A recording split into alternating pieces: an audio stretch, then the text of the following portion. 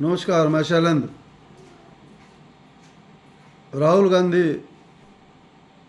विपक्ष के इंडिया गठबंधन के विपक्ष के नेता आज हाथरस में स्वयंभू भोले बाबा के सत्संग के दौरान हुई भयानक भगदड़ में मरने वाले के परिवारजनों से मिलने हाथरस पहुंचे। राहुल गांधी ने हाथरस अलीगढ़ में भगदड़ पीड़ितों के परिवार के सदस्यों से मुलाकात की और उन्होंने कहा कि वे सदमे में हैं। लोकसभा में विपक्ष के नेता राहुल गांधी ने 5 जुलाई को उत्तर प्रदेश के हाथरस में भगदड़ में जान जाने वाले और जान गंवाने वाले के परिवारों से मुलाकात की और इस घटना में 122 लोगों की मौत हो गई थी और 31 घायल हो गए थे।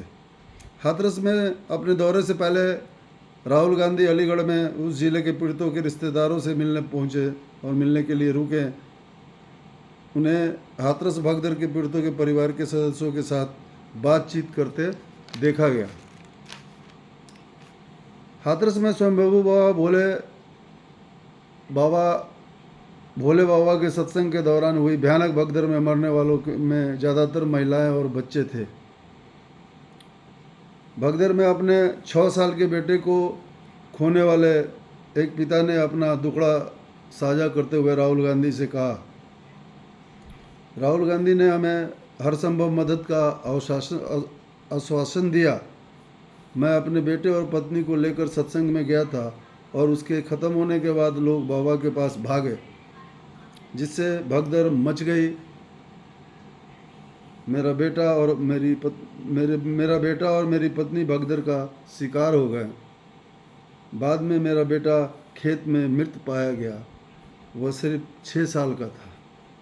राहुल गांधी के दौरे पर शोक संतप्त परिवार के एक सदस्य ने बताया कि उन्होंने हमसे पूछा कि यह सब कैसे हुआ। राहुल गांधी ने पूछा।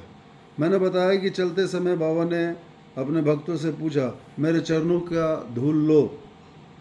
मैंने बाबा ने पूछा या कहा, जो भी समझिए। इसके बाद लोग उनके पैर छूने के लिए दौड़ पड़े। वे एक दूसरे से टकरा गए और एक के ऊपर एक गिरते चले गए। जब मेरी माँ घर पर नहीं आई तो हम उन्हें खोजने गए। वहाँ कीचड़ में लिपटी लाशें पड़ी थी। भगदड़ पीड़ितों से मिलने के बाद और भी बहुत सारे लोगों से राहुल गांधी मिले, उनसे बातचीत की